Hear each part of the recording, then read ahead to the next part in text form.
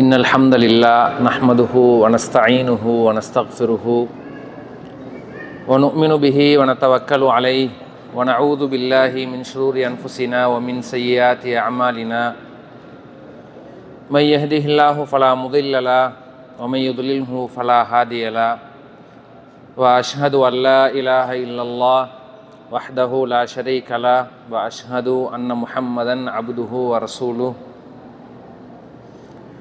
فقد قال الله تعالى في القرآن العظيم والفرقان المجيد فأعوذ بالله من الشيطان الرجيم بسم الله الرحمن الرحيم يا أيها الذين آمنوا اتقوا الله حق تقاته ولا تموتن إلا وأنتم مسلمون وقال تعالى أيضا يا أيها الذين آمنوا اتقوا الله وقولوا قولا سديدا يصلح لكم أعمالكم ويغفر لكم ذنوبكم ومن يطع الله ورسوله فقد فاز فوزا عظيما وقال نبينا صلى الله عليه وسلم إن أصدق الحديث كتاب الله وأحسن الهدي هدي محمد صلى الله عليه وسلم وشر الأمور محدثاتها وكل محدثة بدعة وكل بدعة ضلالة وكل ضلالة في النار.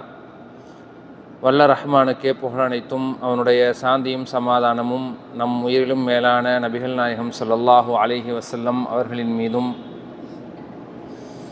அன்னாரின் சொல் செயல் அங்கீகாரத்தை தங்களால் இயன்ற அளவிற்கு பின்பற்றி வாழ்ந்த உத்தம சத்திய சஹாபாக்கள் சஹாபிய பெண்மணிகள் குறிப்பாக இங்கு கூடியிருக்கும் நம் அனைவரின் மீதும் உண்டாவதாக என்று பிரார்த்தித்தவனாக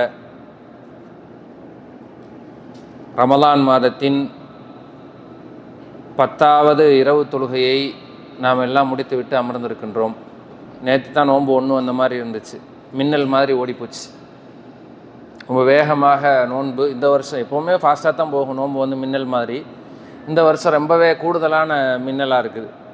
இந்த வீக்கெண்டில் நோன்பு ஸ்டார்ட் ஆனதுனால புதன்கிழமை ஸ்டார்ட் ஆகி அப்படி நடுவில் லீவ் வேறு வந்ததுனால எப்படி போச்சுன்னே தெரியலை, ரொம்ப வேகமாக ஓடிடுச்சு. அல்ஹம்துலில்லாஹ். இந்த பள்ளிவாசல் இருக்குல்ல, இந்த பள்ளிவாசல்னு இல்லை, எந்த பள்ளிவாசலாக இருந்தாலும் முஸ்லீமுக்கும் பள்ளிவாசலுக்குமான தொடர்பு ரொம்ப முக்கியமானது, ரொம்ப அற்புதமானது. பல பேருக்கு அது புரியறதில்லை, புரியாதவங்க தான் பள்ளிவாசல் பக்கம் வர்றதில்லை.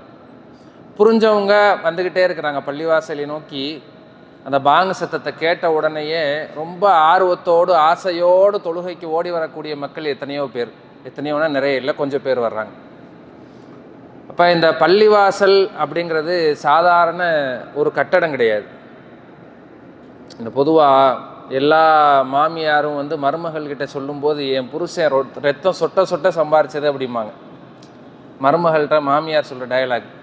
இப்போ அதை விட முக்கியமான விஷயம் எதுனா, இந்த பள்ளிவாசல் இருக்குது வெறும் இது வந்து கற்களால் கட்டப்பட்ட கட்டிடம் அல்ல, இது இறையச்சத்தால் நிரப்பப்பட்ட ஒரு கட்டிடம்.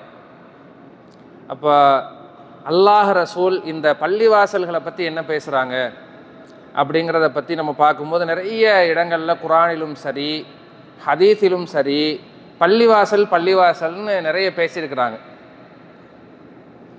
இப்போ அதில் பார்த்தீங்கன்னா ரசூல் ஸல்லல்லாஹு அலைஹி வஸல்லம் அவங்கள மேராஜுக்கு அல்லாஹ் கூட்டிகிட்டு போனான். தெரியுமா? மேராஜுன்னு ஒரு விஷயம் நடந்தது.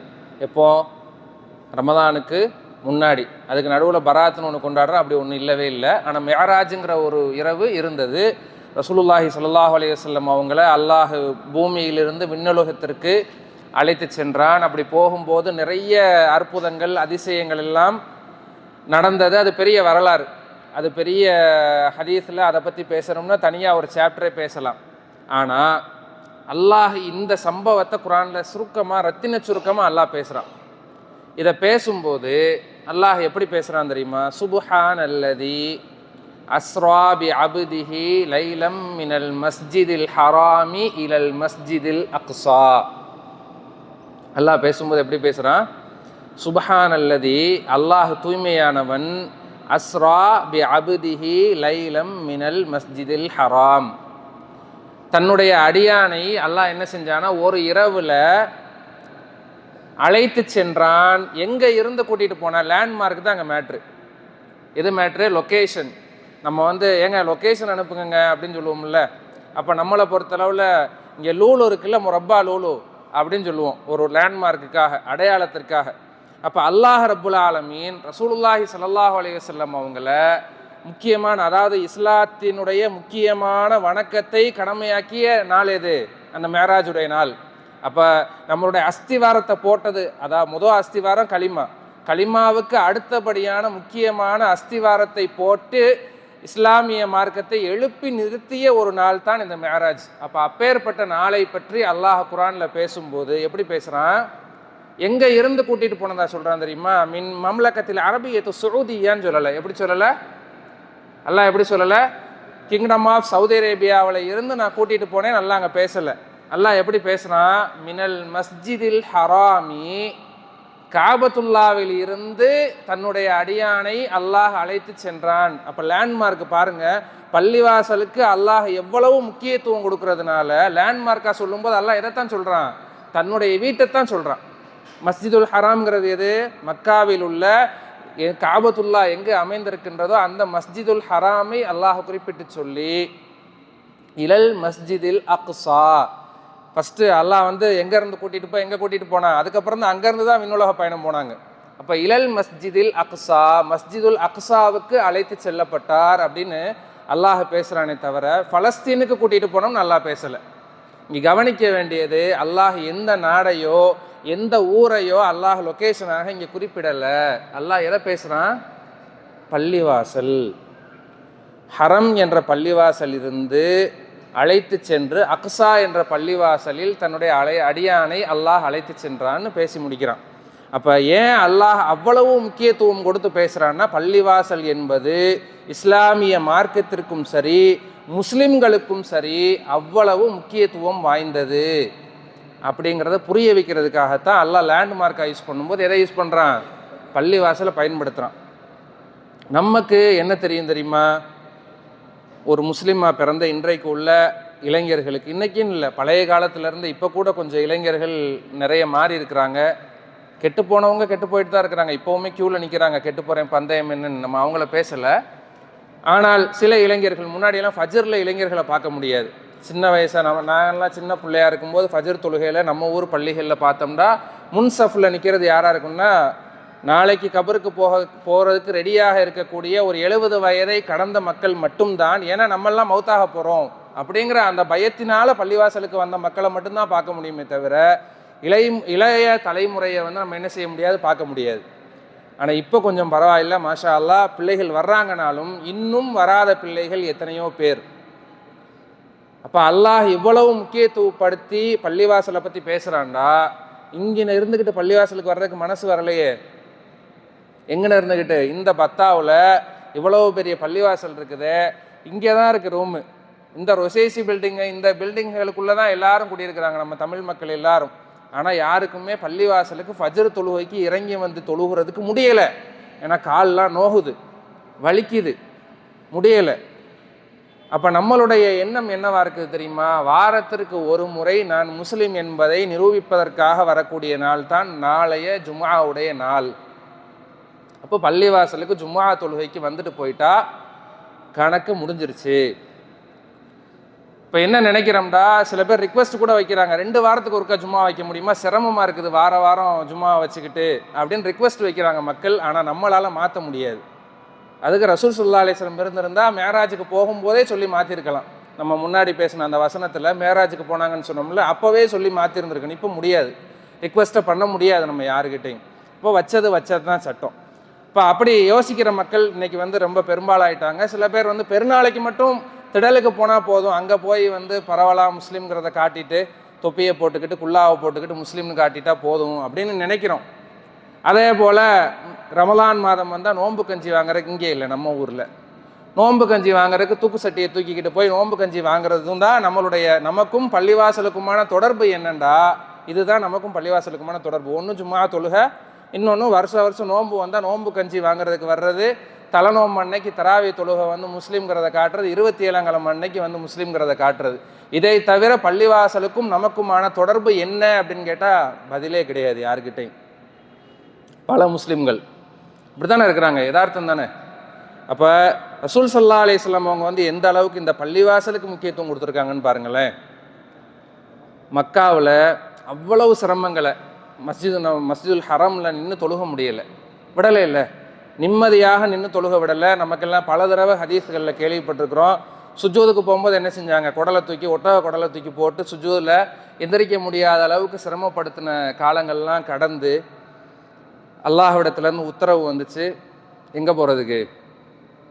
மக்காவிலேருந்து ஹிஜ்ரத் செஞ்சு மதீனா போகிறதுக்கு. மதீனா போயாச்சு.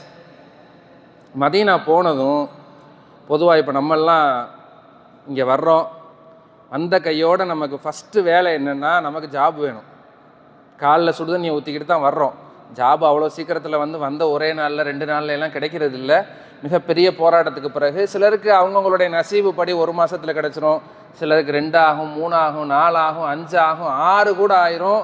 கிறங்கி கிருகிறதுக்கு கீழே விழுக போயிடுவோம். அப்போ தான் போதும்டா நீ கஷ்டப்பட்டதுன்னு அல்லாஹ் இறக்கப்பட்டு என்ன செஞ்சுருவான், ஏதோ ஒரு ரிஸ்க்குடைய வாசலை நமக்கு திறந்து விட்டுருந்தான். இப்போ ஆனால் அந்த 6 மாதமும் கூட சமயக்கட்டுக்குள்ளேலாம் போய் சமையல்லாம் கற்றுக்குருவான். ஆனால் பள்ளிவாசலுக்கு அல்லாஹ்விடத்தில் அழுது துவா செய்வானா அது ரொம்ப குறைவு நம்ம பிள்ளைங்கள்ட்ட உள்ள பழக்கம். அப்போ எதை நோக்கி நம்ம வந்தாலும் நம்முடைய அஸ்திவாரம் எதுவாக இருக்கணும், அடிப்படை எதுவாக இருக்கணும்னா பள்ளிவாசல். ரசூல் ஸல்லல்லாஹு அலைஹி வஸல்லம் அவங்க இவ்வளவு சிரமங்களை அனுபவித்து சொத்து சொகத்தை எல்லாம் இழந்துட்டு பெரிய பணக்காரவங்க தான் ரசூல் ஸல்லல்லாஹு அலைஹி வஸல்லம். ஹதீஜா ரலியல்லாஹு அன்ஹா அவங்கள கல்யாணம் பண்ணுறதுக்கு முன்னாடியுமே வசதியான குடும்பம் தான். கல்யாணம் பண்ணதுக்கு பிறகும் நல்ல செல்வ செழிப்போடு தான் வாழ்ந்தாங்க மக்காவில். இப்போ மதீனாவுக்கு வந்த உடனேயே ஃபஸ்ட்டு என்ன தோணியிருக்கணும், என்ன கட்ட தோணியிருக்கணும், நமக்கு முதல்ல ஒரு வீடு வேணும். குடியிருக்கிறதுக்கு நம்ம எல்லாருமே சொல்லணும்ல, குடியிருக்கிறதுக்கு ஒரு குச்சி வேணும். அப்போ அந்த குச்சைத்தான் முதல்ல ரெடி பண்ணுறதுக்கு நம்மெல்லாம் அதுதான் ஃபஸ்ட்டு ப்ரிஃபரன்ஸ் எதுக்கு கொடுத்துருப்போம்டா, நமக்கு குடியிருக்கிறதுக்கு ஒரு வீடு வேணும். அப்போ ரசூல் ஸல்லல்லாஹு அலைஹி வஸல்லம் அவங்களுக்கு நல்ல ஆள்பலம், ஆதிக்கம் செலுத்துவதற்கு ஆட்களும் இருந்தாங்க. என்ன செஞ்சுருக்கலாம், எனக்கு அற்புதமான ஒரு வீட்டை கட்டுங்கப்பான்னு சொல்லி கட்டியிருந்துருக்கலாம். அவங்க செஞ்ச வேலை என்ன தெரியுமா, கதிமன் நபி ஸல்லல்லாஹு அலைஹி வஸல்லம் அல் மதீனா, ரசூல் ஸல்லல்லாஹு அலைஹி வஸல்லம் மதீனாவுக்கு வந்த உடனேயே ஃபஅராத புனையல் மஸ்ஜித, ரசூலுல்லாஹ் என்ன செஞ்சாங்கன்னா முதலாக பள்ளிவாசலை கட்டுவதற்குத்தான் ஆசைப்பட்டார்கள், கட்டியும் முடித்தார்கள். அப்போ அதுக்காக வேண்டி பனு நஜ்ர் என்று சொல்லக்கூடிய இளைஞர்களிடத்துல தான் அந்த மஸ்ஜிது நபவி இப்போ இருக்குது இல்லையா, அந்த இடம் யாருக்கு சொந்தமானதுன்னா பனு அன் நஜ்ஜார் என்று சொல்லக்கூடிய அந்த குலத்தை சார்ந்த 2 பசங்களோட இடம் அது. அவங்கக்கிட்ட ரசூல் ஸல்லல்லாஹு அலைஹி வஸல்லம் விலைக்கு கேட்குறாங்க. அவங்க சொல்கிறாங்க, நாங்கள் கூலியை அல்லாஹ்விடத்தில் எதிர்பார்க்குறோம், எங்களுக்கு காசுக்கெல்லாம் வேண்டாம், அங்கே காசுக்கெல்லாம் விற்கலை, நாங்கள் சும்மாவே தர்றோன்னு சொல்கிறாங்க. அப்போ ரசூல் ஸல்லல்லாஹு அலைஹி வஸல்லம் மீண்டும் சொல்கிறாங்க, நாங்கள் காசுக்கு தான் வாங்குவோம், ஏன்னா அல்லாஹுடைய பள்ளிவாசல் அப்படின்னு பேசி நிறைய பேச்சுவார்த்தைகள் போகுது. அதெல்லாம் ஒரு பக்கம் இருக்கட்டும். அப்போ ரசூல் ஸல்லல்லாஹு அலைஹி வஸல்லம் அவங்க மதீனாவுக்கு வந்த உடனேயே முதலாக செய்த முக்கியமான காரியம் என்னென்னா பள்ளிவாசலை கட்டினாங்க. ஏன் தெரியுமா, பள்ளிவாசல் இருந்தால் தான் நாம் செய்யக்கூடிய எல்லா வேலைகளையும் மிகச்சிறப்பாக செய்ய முடியும் அப்படிங்கிறது ரசூல் ஸல்லல்லாஹு அலைஹி வஸல்லம் உங்களுக்கு தெரியும்.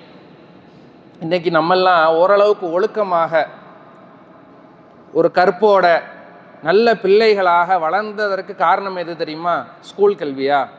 பள்ளிக்கூடத்தில் என்னைக்காவது ஒழுக்கத்தை சொல்லி கொடுத்துருக்குறானா? படிக்கத்தான் சொல்லி கொடுப்பான்.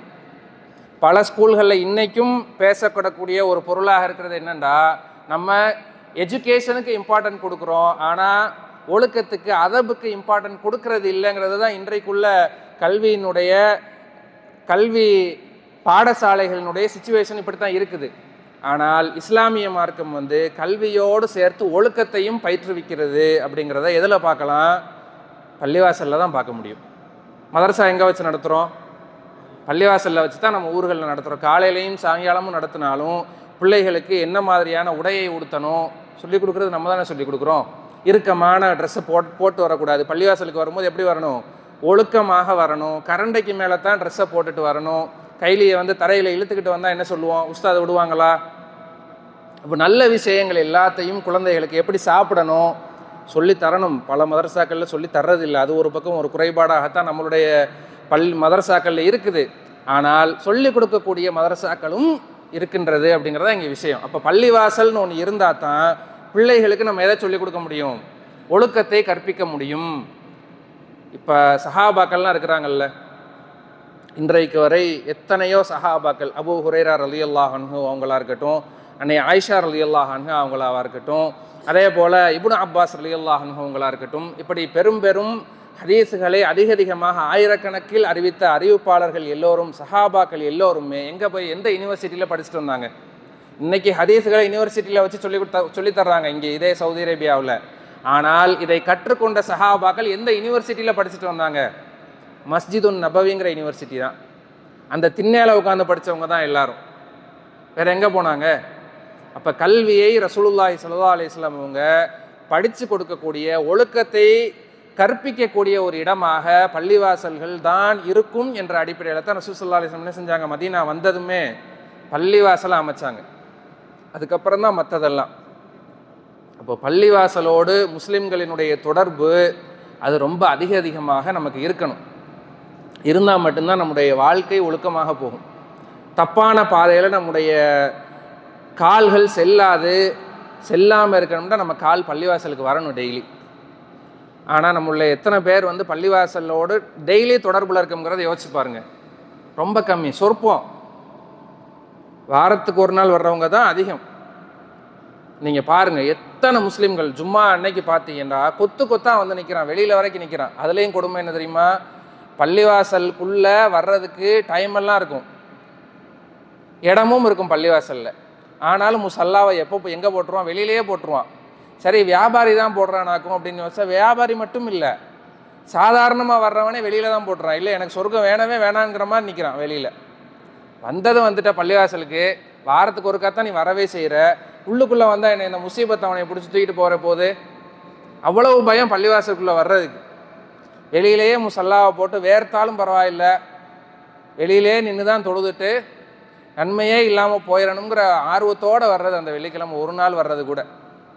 இப்போ நம்ம பிள்ளைங்க அந்த மாதிரி இருக்கும்போது ரசூல் ஸல்லல்லாஹு அலைஹி வஸல்லம் அவங்க இந்த அளவுக்கு முக்கியத்துவப்படுத்தி பள்ளிவாசலை கட்டணும் அப்படின்னு சொல்லி ரசூல் ஸல்லல்லாஹு அலைஹி வஸல்லம் மட்டும்தான் இப்படி இருந்தாங்களான்னு பார்த்தா, அதற்கு முன்னாடி உள்ள காலகட்டங்களை எடுத்து பார்க்கும்போது நபி இப்ராஹிம் அலைஹிஸ்ஸலாம் அவங்க, உங்களுக்கெல்லாம் தெரியும், காபத்துல்லா யாரால் கட்டப்பட்டுச்சு? யாரால் கட்டப்பட்டுச்சு காபத்துல்லா? ஆதம் அலைஹிஸ்ஸலாம் அவங்களால கட்டப்பட்டுச்சு. ஆதம் அலைஹிஸ்ஸலாம் அவங்க தான் முதலாக காபத்துல்லாவை எழுப்பினார்கள். அதற்கப்புறம் காபத்துல்லா மண்ணோடு மண்ணாக போயிடுச்சு. ஒரு காலங்கள் கழித்து மண்ணோட மண்ணாக அது கொஞ்சம் கொஞ்சமாக அழிஞ்சு கீழே விழுந்துருச்சு. அதற்கு பிறகு அதை எழுப்பி நிறுத்தியது யாரு? வயது யர்ஃபஉ இப்ராஹீமுல் கவாயித மினல் பைத்தி வ இஸ்மாயில். அல்லாஹ் குர்ஆனில் பேசுகிறான். இப்ராஹீமும் இஸ்மாயிலும், அல்லாஹ் இங்கே பேசும்போது நம்ம ஒரு விஷயத்தை கவனிக்கணும். வாப்பாவும் பிள்ளையும் நல்லா இங்கே பேசலை. ஏன் தெரியுமா? அல்லாஹ் அடியார்களாகத்தான் மனிதர்களை பார்க்குறாங்கிற அடிப்படையில் இப்ராஹீமும் இஸ்மாயிலும்னு தான் அல்லாஹ் பேசுகிறான். வாப்பாவும் பிள்ளையும் நல்லா சொல்லி முடிச்சிருக்கலாம், அப்படிலாம் இங்கே அல்லாஹ் பேசலை. இப்ராஹீமும் இஸ்மாயிலும் காபத்துல்லாவை எழுப்பிய போது, கட்டிய போது ரப்பனா தகப்பல் மின்னா என்று துஆ செய்தார்கள் அப்படின்னு அல்லாஹ் பேசுகிறான். எப்படி? காபத்துல்லாவை எழுப்பி நிறுத்திய போது, கட்டிய போது அல்லாஹ் இடத்துல அவங்க என்ன துஆ செஞ்சாங்களா? யா அல்லாஹ், எங்களிடத்திலிருந்து எங்களுக்கு இந்த வேலையை, நாங்கள் செய்த இந்த அமலை கபூல் செய் அப்படின்னு துஆ செஞ்சாங்க. நம்ம வர்றோம், தொழுகிறோம், தொழுது முடித்த உடனே ஊரில் உள்ள பூரா புழப்பத்தையும் புலம்பி அல்லாட்ட தீக்கிறோம். தப்பில்லை, அல்லாடத்தான் அழுகணும், அல்லாடத்தான் சொல்லி தீக்கணும். ஆனால் அந்த தொழுகையை கபூல் செய் அல்லாட்ட கேட்டிருக்கோமா? அது கேட்குறதே இல்லை. நம்ம துஆ கபூல் ஆகிறதுக்கு நம்ம செஞ்ச அமல் கபூலாக இருக்கணும். உம்ரா போகும்போது அப்படித்தான். உம்ரா போகும்போது செல்ஃபி எடுக்கத்தான் எல்லாருக்கும் நேரம் இருக்குது. ரப்பனா தகப்பல் மின்னாங்கிறத கேட்குறதுக்கெலாம் நேரம் இல்லை. இப்படியே வாரான். தவாஃப் செய்ய வந்தானா, உம்ரா செய்யத்தான் வந்தானா, எதுக்கு வந்தானே தெரியல. எல்லாருமே முக்காவாசி பார்க்கவே முடியலை அந்த கொடூரத்தை. அப்படியே மொபைலை வாங்கி ஒரு அடி நடுவு மண்டையில் அடித்து உள்ளதைக்கு வை அப்படின்னு சொல்லலாமான்னு தோணும். ஆனால் வாய்ப்பு இல்லை, சொல்ல முடியாது. பாருங்கள், என்ன நியத்துக்காக, எதற்காக நம்ம வந்திருக்கிறோமோ அதை மறந்துட்டு என்ன செய்கிறோம்? அந்த காபத்துல்லாவை தவாஃப் வரும்போது மொபைலை பார்த்துக்கிட்டே, வீடியோ காலை போட்டுக்கிட்டே, அல்லது வீடியோ எடுத்துக்கிட்டே, செல்ஃபி எடுத்துக்கிட்டே, கபூருக்குள்ளே போகும்போது செல்ஃபியாக வரப்போது மொபைலெல்லாம் பிடிங்கி வச்சுட்டு தான் கபூருக்குள்ளே அடக்குவாங்க நம்மளை. அப்போ அமல் தான் நம்ம கூட வருமே தவிர மொபைல் வராது. அப்போ நம்மளுடைய புரிந்துணர்வுக்காக சொல்ல வரேன். அப்போ ரப்பனா தகப்பல் மின்னான்னு அமல் செஞ்சு முடிக்கும் போதே அல்லாஹ்விடத்தில் என்ன கேட்கணும்? யா அல்லாஹ், நாங்கள் செய்யக்கூடிய, அதுக்கு முதல் அமல் செய்யணும், அமலை உருப்படியாக செய்யணும். இப்போ நம்ம சொன்ன மாதிரி மொபைலை வச்சுக்கிட்டே செய்யக்கூடாது. அதையெல்லாம் விட்டுட்டு வர்றதே அல்லாஹுடைய ஆலயத்திற்கு எதுக்கு வந்திருக்கிறோம்? பள்ளிவாசலுக்குள்ளே எதுக்கு வர்றோம்? அவனுடைய தொடர்போடு இருக்கணுங்கிறதுக்காக வர்றோம். ரசூல் ஸல்லல்லாஹு அலைஹி வஸல்லம் அவங்கெல்லாம் பள்ளிவாசலுக்குள்ளே வந்து நின்றுட்டா வரும்போதே அவ்வளவு ஆசையோடு வருவாங்க.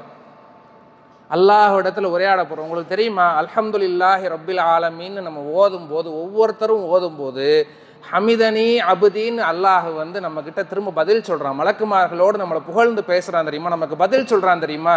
என்னைக்காவது அல்லாஹ் நமக்கு பதில் சொல்கிறாங்க அதை உணர்ந்து ஓதிருக்கிறீங்களா? நாங்கள் எங்கே ஓதிருக்கோம் அப்படிங்கிறீங்களா? அல்ஹம் சூராவே பல பேர் ஓதவே மாட்டோம். தக்பீரை கட்டி நிற்கிறதோட மெய் மறந்து போயிடும்.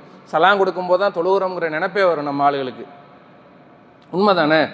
எத்தனை பேருக்கு பல நேரங்களில் நம்மளே கவனித்து கண்ட்ரோல் பண்ணி நம்ம தக்பீர் கட்டி நிற்போம். இன்னைக்கு தொழுகிற தொழுகையில் முழு மூச்சாக நம்ம கவனத்தோடு நின்று தொழுது முடிக்கணும்னு நினச்சி தான் தக்பீரை கட்டுவோம். தக்பீர் கட்டி ஒரு 10 செகண்ட் 20 செகண்ட் வேணால் நம்மளுடைய நினைவு இங்கே இருக்கும். என்னடா தொழுக முடிஞ்சிருச்சா, பொழப்பு கெட்டு போச்சே, தொழுகவே இல்லையே. அப்போ ருக்கூவில் ஓதுனதை ஓதிருக்க மாட்டோம், சுஜூதில் ஓதுறதை ஓதிருக்க மாட்டோம். இமாம் ஓதினார்னா அவர் ஓதுனது காதில் கேட்டிருக்காது கண்டிப்பாக. ஏன்னா நம்ம தான் இங்கே இல்லையே. இப்போ நம்மளுடைய தொழுகை எப்படி இருக்குதுன்னா, அந்த மாதிரி தொழுகையை தொழுதுகிட்டு துவாவில் நம்ம ஒப்பாரி வச்சு அழுது அல்லாட்ட வந்து நான் அழுது கேட்க போகிறேன்னு கேட்டு எப்படி கபூல் ஆகும்? நீ தான் தொழுகவே இல்லையே, தொழுகையை கபூல் செய்யன்னு கேட்கவே இல்லையே. அப்போ இப்ராஹிம் அலைஹிஸ்ஸலாம் வந்து இப்படி கேட்டுட்டு அடுத்து அல்லாஹ் சொல்கிறான் குர்ஆனில். இப்ராஹிம் அலைஹிஸ்ஸலாம் அல்லாட்ட கேட்குறாங்க, ரப்பனா இன்னி அஸ்கன்து மின் துர்ரியதி, யா அல்லாஹ் நான் வந்து என்னுடைய குடும்பத்தை, யா ரப்பே என்னோட குடும்பத்தை பிகைரி தி ஸர்இன், எந்த விவசாய நிலமும் இல்லாத யாருமே இல்லாத நாதியத்து போன இடத்துல என் குடும்பத்தை நான் இங்கே விட்டுட்டு போகிறேன், தங்க வச்சுட்டு போகிறேன். எங்கே தங்க வச்சுட்டு போகிறேன் தெரியுமா? இந்த பைத்திகல் முஹர்ரம், ஓ ஆலயமான உன்னுடைய வீடான காபத்துல்லாவுக்கு அருகில் நான் என்னுடைய குடும்பத்தை நான் தங்க வச்சுட்டு போகிறேன் அப்படின்னு சொல்லி துவா செஞ்சுட்டு காரணம் சொல்கிறாங்க. திரும்பி அடுத்து இப்ராஹிம் அலைஹிஸ்ஸலாம் காரணம் சொல்கிறாங்க. எதற்காக தெரியுமா? நான் ஏன் இங்கே தங்க வைக்கிறேன் தெரியுமா என் குடும்பத்தை? ரப்பனா லியுகீமுஸ் ஸலாத்த, அவர்கள் தொழுகையை நிலைநிறுத்த வேண்டும் என்பதற்காக. கரெக்டாக அவங்க தொழுகணும், உனக்கு செய்ய வேண்டிய எல்லா கடமைகளையும் என்னுடைய குடும்பத்தார்கள் செய்ய வேண்டும் என்பதற்காகத்தான் நான் இந்த பள்ளிவாசலுக்கு பக்கத்தில் என்னுடைய குடும்பத்தை நான் விட்டுட்டு போகிறேன் அப்படின்னு யார் செஞ்சா? இப்ராஹிம் அலைஹிஸ்ஸலாம் துவா செஞ்சுட்டு போனாங்க. இப்போ நம்முடைய குடும்பத்தை எந்த அளவுக்கு பள்ளிவாசலோடு தொடர்பு படுத்தி வச்சுருக்கோம். குடும்பத்தோடு உட்காந்து ஆண் வாயை பிளந்து யாரோ ஆடுறத பார்க்குறோம். கூச்சமே இல்லை, வெக்கமே இல்லை, மானமே இல்லை. ஆனால் மனைவிக்கு சலாம் சொல்கிறதுக்கு இவருக்கு வெக்கம் வந்துடும், சொல்ல மாட்டார். வீட்டுக்குள்ளே நுழையும் போது அஸ்ஸலாமு அலைக்கும் சொல்ல மாட்டார். கேட்டால் பொண்டாட்டிகிட்ட போய் எப்படிங்க சலாம் சொல்ல முடியும்? பொண்டாட்டி கூட உட்காந்து சினிமா படமெல்லாம் பார்க்கலாம், தப்பு இல்லை. சலாம் சொல்லும்போது மட்டும் வெக்கம் வந்துடுதாக்கும். அப்போ நம்ம ஆளுகளுடைய மென்டாலிட்டி, மைண்ட் செட் அப்படி. இப்போ பாருங்கள், அடுத்து இப்ராஹிம் அலைஹிஸ்ஸலாம் அல்லாஹ் இடத்துல இந்த நாதியத்த இடத்துல விட்டுட்டு போகும்போது ஒரு துவா செஞ்சாங்க. ஃபஜஅல் அஃஇததம் மினன் நாசி தஹ்வி இலைஹிம், யா அல்லாஹ் இந்த ஊரை நோக்கி, நான் எந்த ஊரில் என் குடும்ப குட்டியை, என் புள்ள குட்டியை, என் பொண்டாட்டி பிள்ளைய நாதியத்த ஊரில் விட்டுட்டு போகிறனோ, இந்த ஊருக்கு உலகத்தில் உள்ள இருக்கக்கூடிய எல்லா மக்களும் படையெடுத்து கூட்டம் கூட்டமாக இந்த ஊருக்கு வரணும்டா ரப்பேன்னு அன்னைக்கு செஞ்ச துஆ தான் அல்லாஹ் என்ன செஞ்சான்? அதை கபூல் செய்தது தான் இன்றைய மக்கா. நம்ம போகிறோமே கூட்டம் கூட்டமாக ஊருக்குள்ளேருந்து. இப்போ ஃபேஷனாகவே வர்றாங்க எல்லாரும். உம்ராவுக்கு போகிறது ஃபேஷன், இப்போ இபாதத் இல்லை. அது ஒரு ப்ரோக்ராம், அது ஒரு ஃபேஷன். கண்டிப்பாக உம்ராவுக்கு போகணும். அது ஒரு தடவை போனால் பிரச்சனை இல்லை, 2 தடவை போனால் பிரச்சனை இல்லை. விளம்பரத்திற்காகவே உம்ராவுக்கு வரக்கூடிய பல மக்கள் இன்றைக்கி இருக்கிறாங்க. வீடியோவை போட்டுக்கிட்டே வர்றாங்க. கிளம்பிட்டம்மா, எல்லோரும் துவா செய்யுங்கம்மா. யார்கிட்ட சொல்ல போகிறீங்க? எதுக்கு சொல்ல போகிறீங்க? ஏன் சொல்லணும்? குடும்பத்தில் உள்ளவங்கள்ட்ட சொல்லலாம், ஊரில் உள்ளவங்கள்ட்ட எல்லாம் ஏன் சொல்கிறீங்க? அவசியம் என்ன இருக்குது? இப்போ இங்கேருந்து கிளம்புறோம், உம்ராவுக்கு கிளம்புறோம், ரியாத்துலேருந்து பத்தாவிலேருந்து கிளம்ப போகிறோன்னா ரூமில் இருக்க ரூம்மேட்டுக்கிட்ட சொல்லிட்டு போடலாம். காணா போயிட்டோமோ, மௌத்தா போயிட்டோமோ, எங்கே அடிவிட்டு மௌத்தா போயிட்டோமோன்னு நினச்சிடக்கூடாதுங்கிறதுக்காக, ஒரு பாதுகாப்புக்காக என்ன செய்ய போகிறோம்? ரூமில் உள்ளவர்கிட்ட உசுரோடு இருக்கிறவன் தான் நான் இங்கே தான் போகிறேன் அப்படிங்கிற தகவலுக்காக அவர்கிட்ட சொல்கிறோம். ஒன்று, கட்டின பொண்டாட்டிக்கிட்ட மனைவி கிட்ட சொல்ல போகிறோம், தாய் தகப்ப நம்மளை பெற்றவங்க கிட்ட சொல்ல போகிறோம். இதை தாண்டி வேறு யார்கிட்ட சொல்லணும்? ஏன்னா பிரயாணத்தில் போக போகிறோங்கிறதுனால தான் இந்த தெரிவிப்பு அறிவிப்பு எல்லாம். இல்லைனா எதுவுமே தேவையில்லை. நம்ம மக்காவிலேயே இருந்தால் இந்த அறிவிப்பே தேவையில்லை. போனோமா, செஞ்சோமா, வந்தோமா, முடிஞ்சு. தொழுக போகிறேன் ஊரெல்லாம் சொல்லிட்டா போகிறோம்? இல்லை. அப்போ அதே போல் அருமையான ஒரு இபாதத்துக்காக போகும்போது சொல்லிட்டு போகணுங்கிற அவசியம் இல்லை, சொல்லாமையே போகலாம். ஆனால் யாருக்கிட்ட சொல்லிட்டு போக அவசியம் இருக்குதோ அவங்கள்ட்ட மட்டும் சொன்னால் போதும். இப்போ நம்ம ஆளுங்க எல்லாத்தையுமே ஃபேஷனாகவே வந்து நம்ம செலப்ரேட் பண்ணுறது தான் நம்முடைய பழக்கம். இப்போலாம் நிறைய பேர் எப்படின்னா பர்த்டே கொண்டாடுறாங்க, அல்லாஹ் உங்களுக்கு பரக்கத் பர்த்டேவே ஹராம்டா, அப்புறம் எங்கடா அல்லாஹ் உனக்கு பரக்கத் செய்வான். இவர் பர்த்டே கொண்டாடுறாரு, இவர் துவா செய்கிறாரு. இதில் இந்த கமெண்ட்ஸில் வந்து பார்த்தோம்னா சிரிப்பாக வரும். பிஸ்மில்லா சொல்லி குடிக்கலாமான்னு கேட்டது அந்த கதையை தாண்டி இது வித்தியாசமான ஒரு கதை. இவர் பர்த்டே கொண்டாடி அவர் கேக் வெட்டுற வீடியோ போடுறாரு, பாரக்கல்லாஹு லக். எப்பா எவ்வளோ பெரிய அருமையாக பிள்ளைங்களுக்கு எவ்வளோ ஒரு புரிதல், எவ்வளோ அருமையான ஒரு படிப்பு, இஸ்லாத்தை பற்றின ஒரு புரிந்துணர்வு. அப்படியே கூசி போகுது, உடம்பெல்லாம் அப்படியே புல்லரிக்குது. இந்த ஆர்வத்தையும் இந்த ரொம்ப ஆழமான இந்த ஈமானையும் பார்க்கும்போது புல்லரிக்குது. இப்போ புரிந்துணர்வு எந்த அளவுக்கு இருக்குதுன்னு பார்த்துக்குங்க. இதெல்லாம் எதனால் நடக்குதுன்னா பள்ளிவாசலோடு தொடர்பு குறைவானதுனால நடக்கக்கூடிய விபரீதங்கள். இன்றைக்கி ஆடக்கூடிய பிள்ளைகள்லாம் இருக்கிறாங்களே இன்ஸ்டாகிராமில், இவங்கெல்லாம் யாருன்னு நினைக்கிறீங்க? சின்ன வயசுலேருந்தே பள்ளிவாசல் பக்கம் தலை வச்சு கூட படுத்ததில்லை. அல்லாஹ் ரசூல்னா என்ன, ஈமான் இஸ்லாம்னா என்னண்டே தெரியாமல் வளர்ந்ததனுடைய விளைவு தான் ஆட்டம் பாட்டம் கொண்டாட்டம் எல்லாத்துக்கும் காரணம்.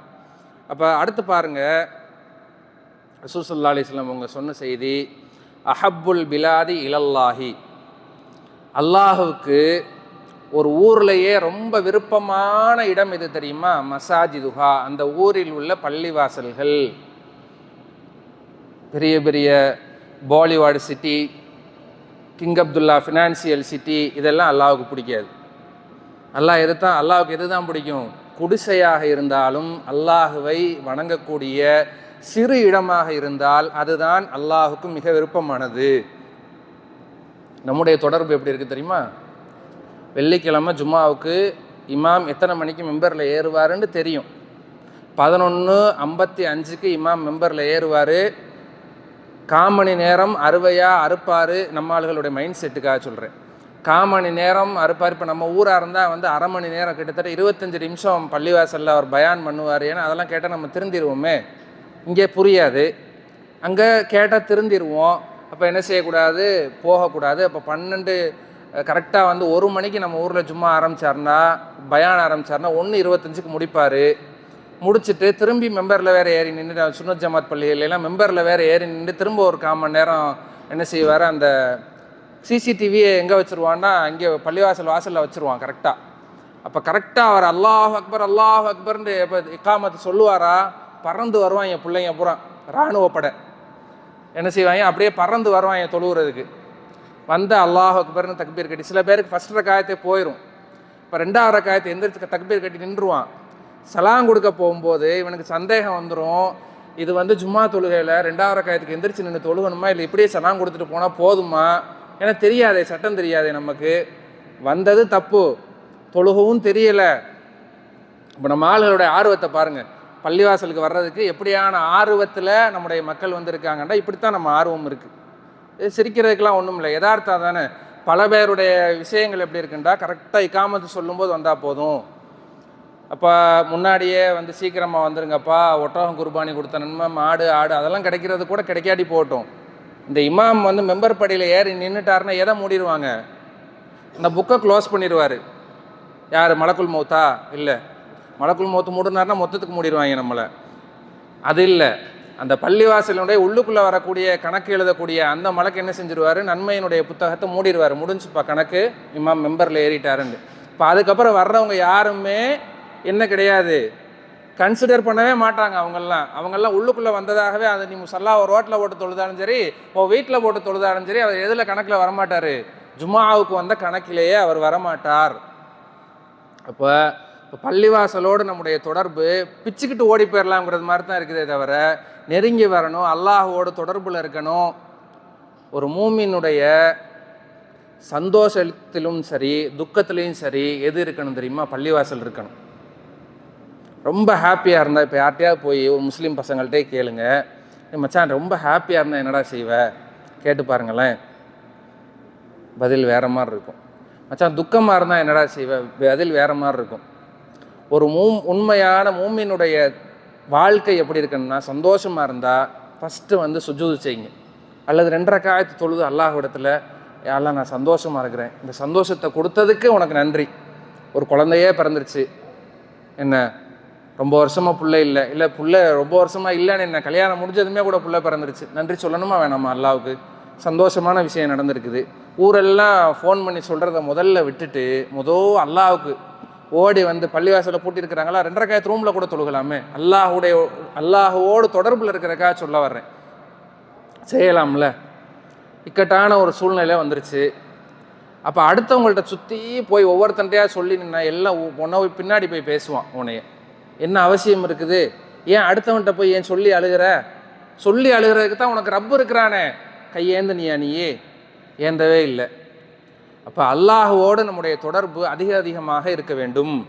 ஏன்னா பாருங்கள், ரசூல் ஸல்லல்லாஹு அலைஹி வஸல்லம் வந்து சஹாபாக்களுக்கு எந்த அளவுக்கு ஆர்வம் கொடுத்தாங்கண்டா பள்ளிவாசலுக்கு வர்றதை பற்றி. மன் கதா இலல் மஸ்ஜிதி அவ் ராஹ, பள்ளிவாசலுக்கு நீங்கள் வரும்போது எடுத்து வைக்கக்கூடிய ஒவ்வொரு எட்டுக்கும் அத்தல்லாஹு லஹு ஃபில் ஜன்னா, அல்லாஹ் என்ன செய்கிறான், சொர்க்கத்தில் ஒரு வீட்டை உங்களுக்கு கட்டுகின்றான், ஒரு அந்தஸ்தை உயர்த்துகின்றான் அப்படின்னு ரசூலுல்லாஹ் சொல்கிறாங்க.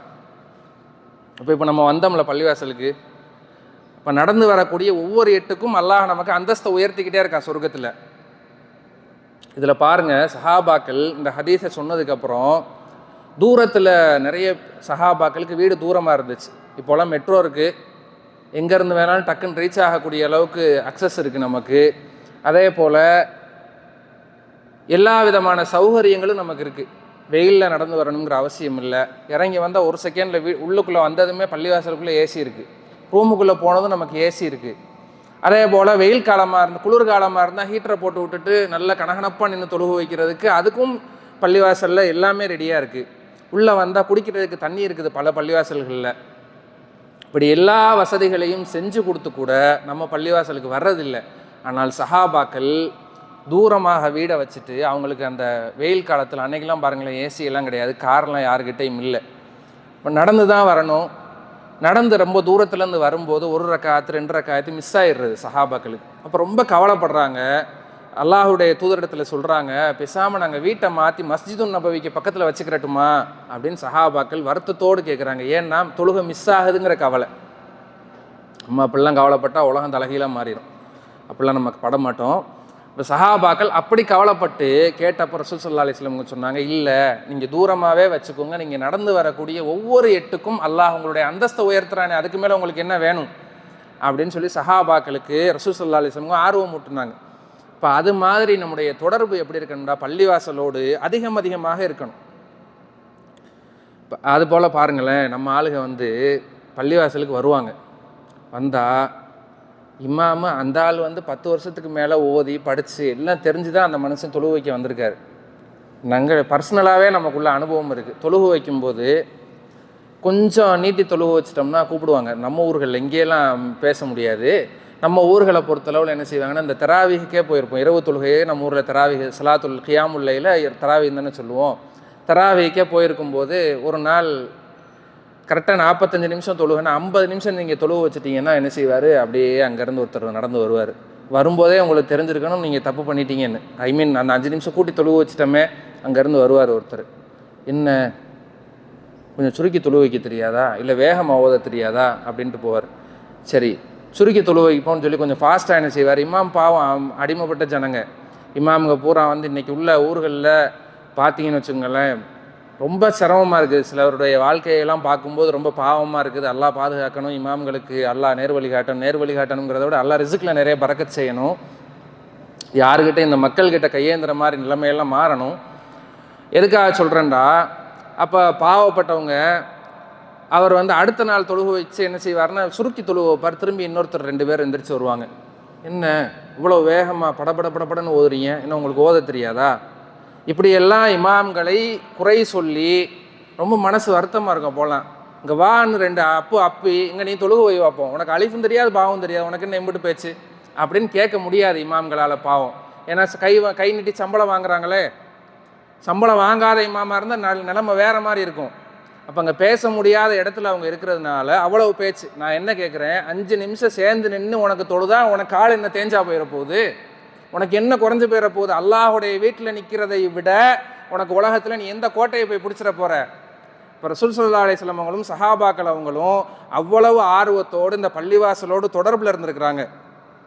பள்ளிவாசலுக்கு பாங்கு சொல்லிட்டாலே சஹாபாக்களும் ரசூல் ஸல்லல்லாஹு அலைஹி வஸல்லம் அவ்வளோ சந்தோஷமாயிருவாங்க ஒவ்வொரு வக்து தொழுகைக்கும். நம்ம எப்படி தெரியுமா, நம்மளோட மைண்ட் செட்டு, இப்போ தானடா லுஹர் தொழுதுட்டு இருந்தார், யார் இந்த மோதினார், அதுக்குள்ளே பாங்க சொல்லிட்டேன் திரும்ப அசருக்கு அப்படின்னு சொல்லக்கூடிய மைண்ட் செட்டு நம்ம மைண்ட் செட்டு. உண்மையா இல்லையா? பல தடவை வந்து ஒரு ஃப்ளோவில் இதை சொல்லியிருப்போம். இப்போ தான் லுஹர் தொழுதுட்டு வந்தால் அதுக்குள்ளே அசருக்கு பாங்க சொல்லிட்டாங்களே, கொஞ்சம் மணியை பார்க்காம தப்பாக்கப்பா சொல்லிட்டானோ அப்படின்னு எல்லாம் பேசக்கூடிய வழக்கு நம்ம ஆளுகள்கிட்ட இருக்குது. அப்போ இதுதான் நம்முடைய உண்மையான நிலைமையாக இருக்குது. அதே போல் பாருங்கள், ரசூல் ஸல்லல்லாஹு அலைஹி வஸல்லம் வந்து எப்போ வெளியூருக்கு போனாலும் சரி, வீட்டில் இருந்து கிளம்பும்போது பள்ளிவாசலுக்கு போயிட்டு தொழுதுட்டு தான் அங்கேருந்து தான் ஊருக்கு எந்த ஊருக்கு போனாலும் போவாங்க. போருக்கே போயிட்டு வந்தால் கூட திருப்பி வந்ததுக்கப்புறமும் பள்ளிவாசலுக்கு போயிட்டு தான் வீட்டுக்கு போவாங்க. இதுதான் ரசூல் ஸல்லல்லாஹு அலைஹி வஸல்லம் அவங்களுக்கும் பள்ளிவாசலுக்குமான தொடர்பு. இப்போ நம்மளுடைய நிலைமை எந்த மாதிரி இருக்குது, நம்ம பள்ளிவாசலோடு எந்த விதமான தொடர்பில் இருக்குங்கிறத நீங்கள் கவனித்து பாருங்கள். ஒரு முஸ்லீமாக இருந்துக்கிட்டு நம்முடைய தொடர்பு எந்த அளவுக்கு இருக்குது பள்ளிவாசலோட அப்படிங்கிறத யோசிச்சு பாருங்கள். அதே போல் ரசூல் ஸல்லல்லாஹு அலைஹி வஸல்லம் வந்து என்ன செய்வாங்கன்னா, இதா சல் ஃபஜ்ர ஜலசஃபி முசல்லா, ரசூல் ஸல்லல்லாஹு அலைஹி வஸல்லம் வந்து ஃபஜ்ர் தொழுதுட்டு அப்படியே முசல்லாவிலேயே உட்கார்ந்துருவாங்களாம். எப்போ வரைக்குமா, ஹத்தா தத்லு ஷம்சு, சூரியன் உதிக்கின்ற வரை அப்படியே அங்கேயே உட்காந்துருவாங்களாம். வெள்ளிக்கிழமை ஃபஜ்ர் இருக்குது, நமக்கு வெள்ளிக்கிழமை லீவு தான், ஃபஜ்ர் தொழுகைக்கு பள்ளிவாசலுக்கு வரமாட்டோம், ஏன்னா 3 மணி வரைக்கும் சீட்டு விளையாட வேண்டிய கடமை இருக்குது, அதுதான் இருக்கிறதுலே ரொம்ப பெரிய கடமை.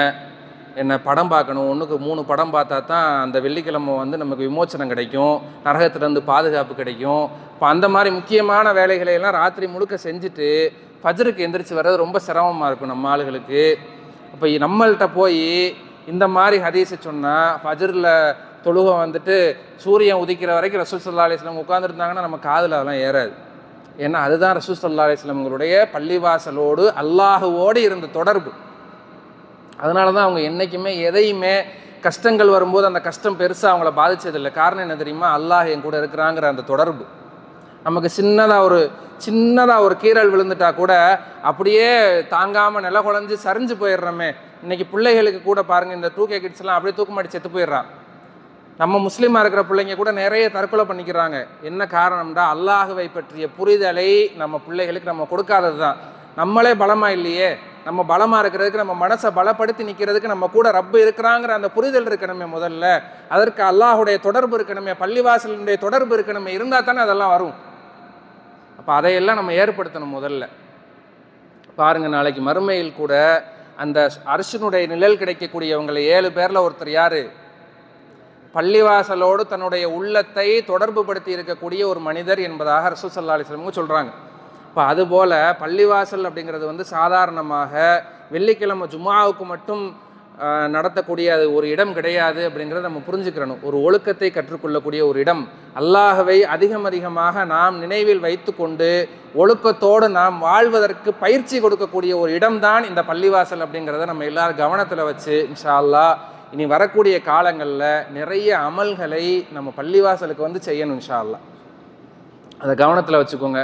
சும்மா ஏனோ தானோன்னு உலகத்தில் எல்லாரும் வாழ்கிற மாதிரி நம்மளும் வாழ்ந்துட்டு போனால் அந்த வாழ்க்கைக்கு அது அர்த்தமே இல்லை. ரொம்ப சீக்கிரமாக மவுத்துகள் வந்து இன்றைக்கி சிறிய வயது மவுத்து அதிகமாக இருக்குது. நம்ம பார்க்க முடியும், திடீர்னு கிட்னி ஃபெயிலியருங்கிறான், திடீர்னு ஹார்ட் அட்டாக்குங்கிறாங்க. யாருக்கு எப்போ வேணாலும் என்ன வேணாலும் வரலாம். வயசில் சின்னவங்களாக இருக்கிறோம் பெரியவங்களாக இருக்கிறோங்கிற பாகுபாடு பார்த்து அமல்களை குறைக்காதீங்க. அல்லாஹுக்கு பயந்து இன்ஷா அல்லாஹ் இனி இருக்கக்கூடிய இந்த சொற்பமான காலம்தான். நம்ம வந்து 10 வயசில் இருந்துட்டு இப்போ திரும்பி பார்த்தா நமக்கு 35 வயசாச்சு, 40 வயசாச்சு, 50 வயசாச்சுன்னு வயசு ஓடுனது தெரியல. இப்போ தான் அம்மா மடியில் உட்காந்து செல்லம் கொஞ்சிக்கிட்டு இருந்த மாதிரி இருந்துச்சு. இன்றைக்கி நம்மளே பெரிய மனுஷங்கள் ஆகிட்டோம்.